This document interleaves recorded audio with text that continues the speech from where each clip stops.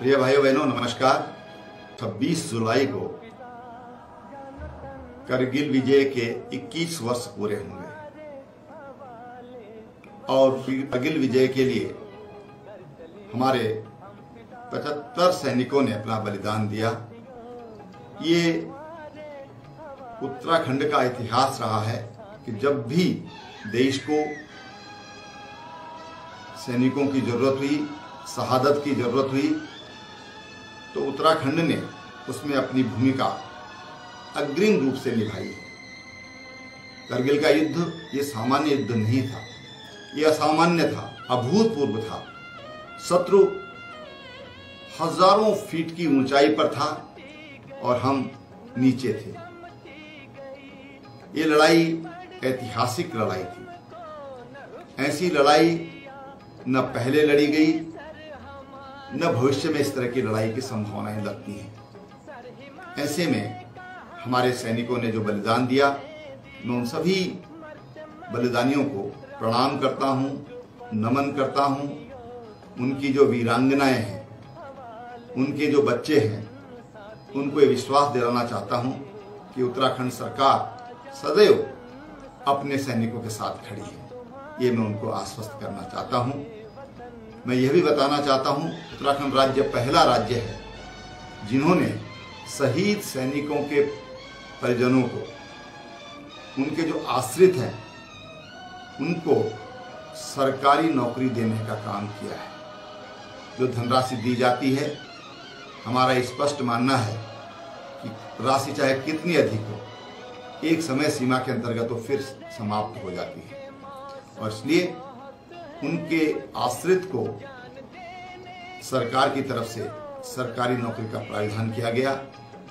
इसी तरह से जो हमारे अर्धसैनिक बल हैं, उनके जो आश्रित हैं, उसके लिए भी इसी तरह का प्रावधान किया गया है। ये प्रावधान इन 3 वर्षों में हमने किया है। इन 3 वर्षों में लगभग 4000 सैनिक, उन पर हमने सम्मान के रूप में 31 करोड़ रुपया सम्मान राशि के रूप में उनके परिजनों को दिया गया है। मैं तमाम उन सैनिकों को, उनके आश्रितों को एक बार फिर आश्वस्त करता हूं कि हमारी सरकार उनके साथ में है, हम सदैव उनके साथ खड़े होंगे। इसी तरह से जो द्वितीय विश्व युद्ध के पेंशनधारी थे, उनको मात्र 4000 रुपया पेंशन मासिक रूप से दी जाती थी। हमने उसको बढ़ा करके 8000 रुपया किया। हमारे जो सम्मानित, जिनको मेडल प्राप्त जो हमारे सेनानी हैं, उनकी राशि भी हमने अभूतपूर्व रूप से बढ़ाई है। मैं आपको बता दूं कि जिन सैनिकों को विशिष्ट सेवा पदक से अलंकृत किया गया, उनकी जो अनुमन्य राशि थी, उनको 15,000 रुपए से बढ़ा करके और 2 लाख रुपए किया गया। अति विशिष्ट सेवा मेडल प्राप्त उनको 7,000 रुपए मिलता था, जिनको बढ़ा करके 1,50,000 रुपए किया गया। सेना मेडल पर राशि पहले अनुमन्य नहीं थी, अब इसके लिए 1 लाख रुपए की राशि अनुमन्य की गई है। इसी प्रकार विशिष्ट सेवा मेडल में एक मुफ्त जो अनुमन्य राशि को 3,000 रुपए से बढ़ा करके और 75,000 रुपया किया गया। ये हमारी अपने सैनिकों के प्रति, उनके आश्रितों के प्रति हमारी जो सद्भावनाएं हैं, उसको प्रकट करती है।